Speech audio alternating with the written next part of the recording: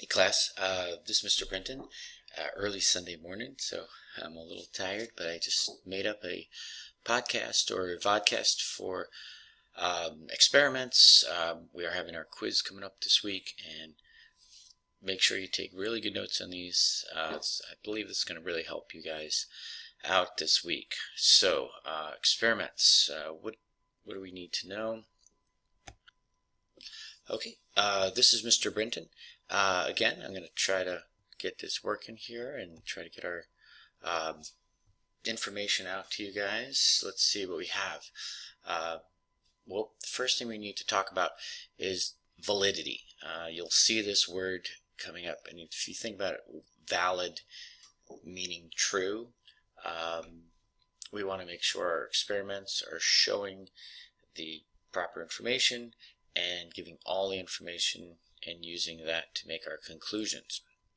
So there's a lot that goes into an experiment. So let's see what we need to know. Make sure you write this down. Experiments must only test one variable at a time. We talk about that in class, and that independent variable. When we were doing our plant experiment, you might have been testing manure to see if it was effective for growing plants.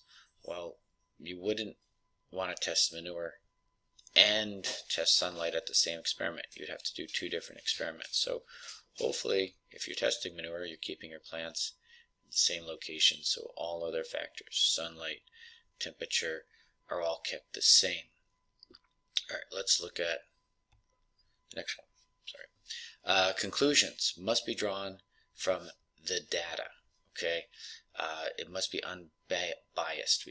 We say that word unbiased, meaning that you don't use your opinions or your assumptions.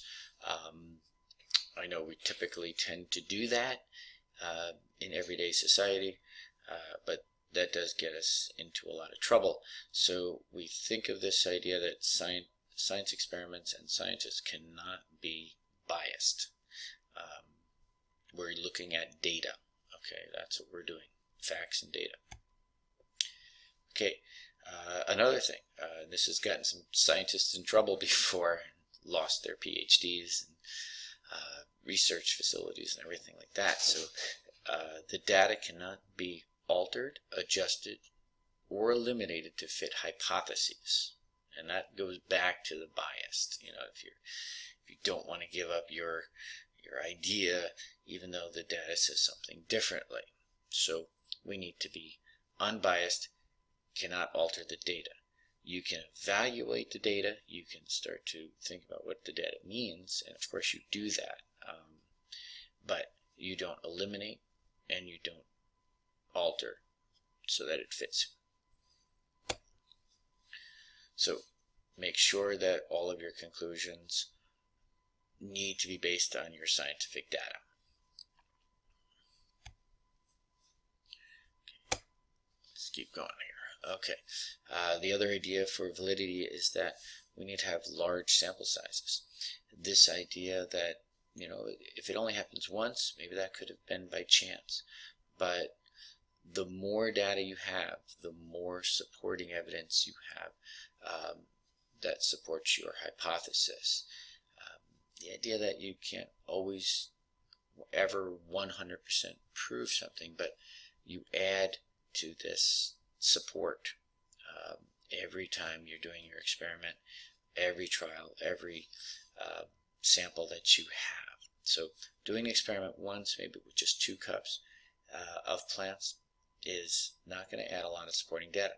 But if we added that to 1,000 different groups over many, many periods of time, that is are going to be a better supporting evidence, body of evidence.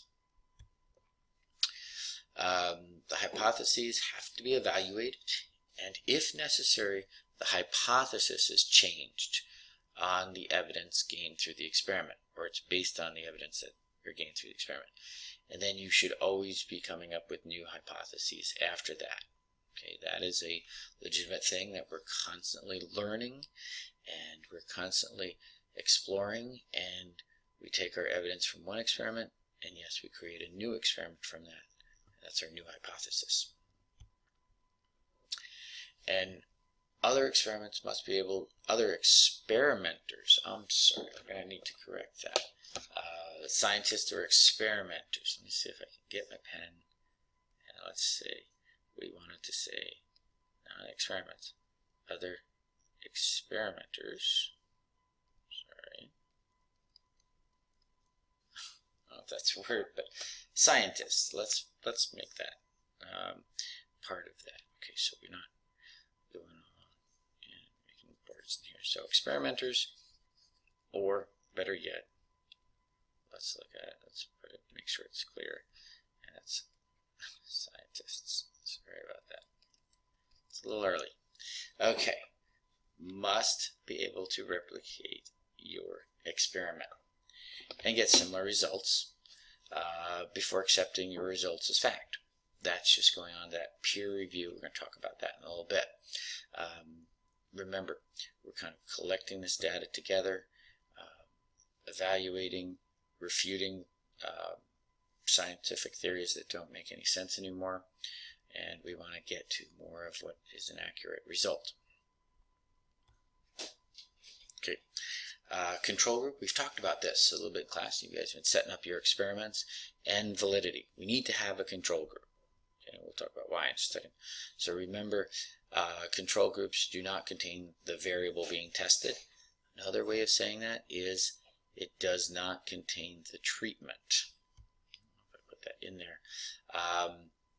But a control group allows scientists to compare results or see the change in the independent variable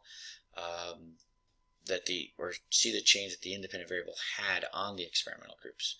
So you're comparing your control group to your experimental groups. Okay. All right. Okay. Last but not least, we're going to review the steps of the scientific method really quickly. Make sure you know them, that this is a process that scientists go through to learn new information, get it evaluated by other peers, scientists in the field, and then need to be reevaluated as we go and create new science experiments. So it's this process. So remember, first step, problem, question scientist asking. 2, hypothesis, the prediction to be tested. You might say manure is going to cause pea plants to grow taller or faster. That is the prediction that you make. It doesn't always have to be that if-then statement too. But you could say if you added manure, then the plants will grow taller. Okay. Let's see. Design out an experiment. This is where we are going to be thinking about how many groups we have. Where's going to be our control group? It might be the normal Ballston Spa soil.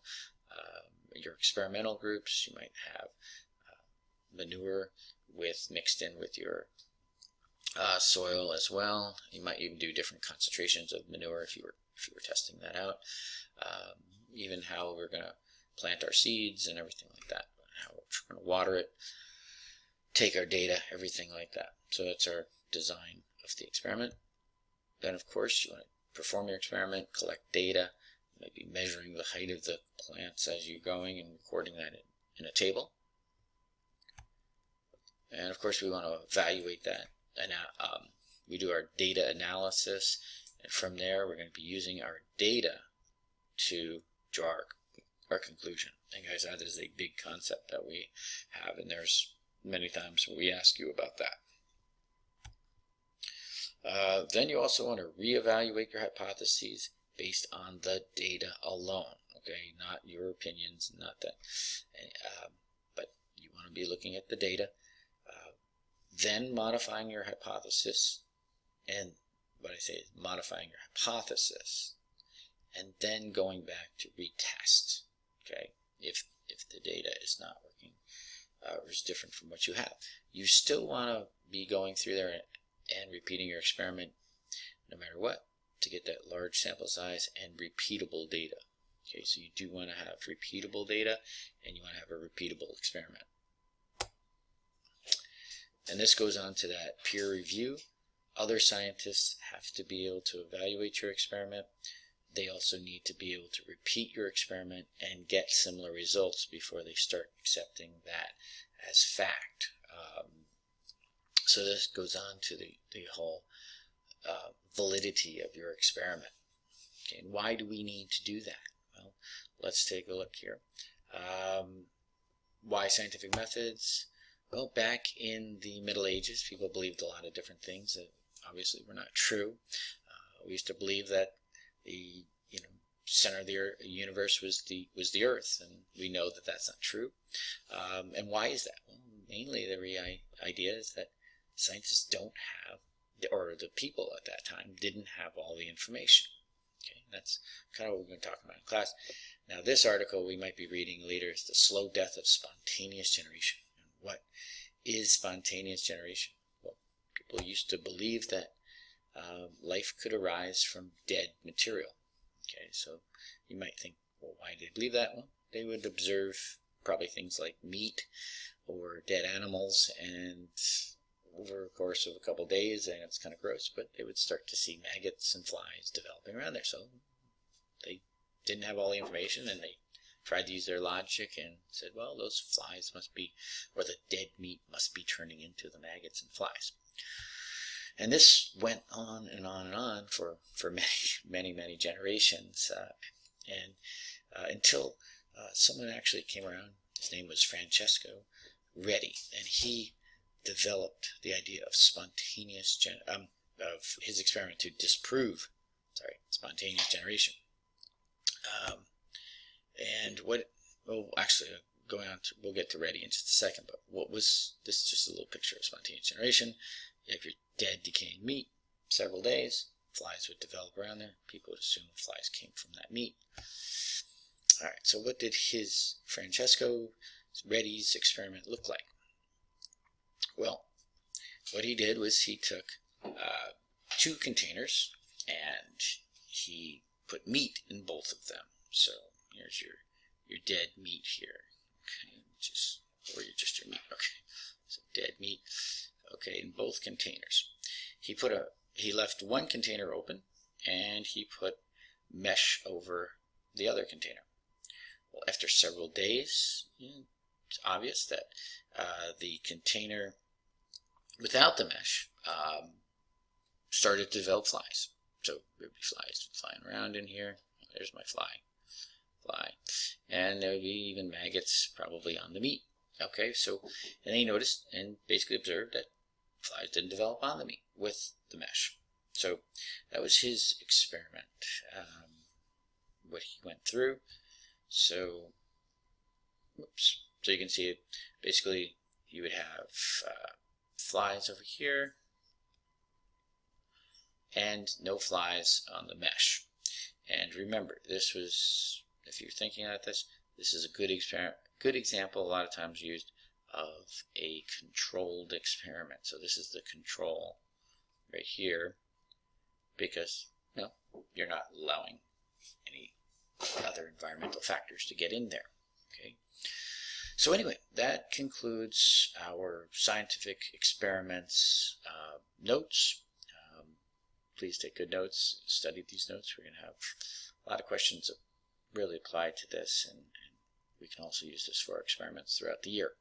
Okay, sorry I was a little tired today, and we'll be getting back to more notes later, but we'll see you in class. Okay, we'll see you soon.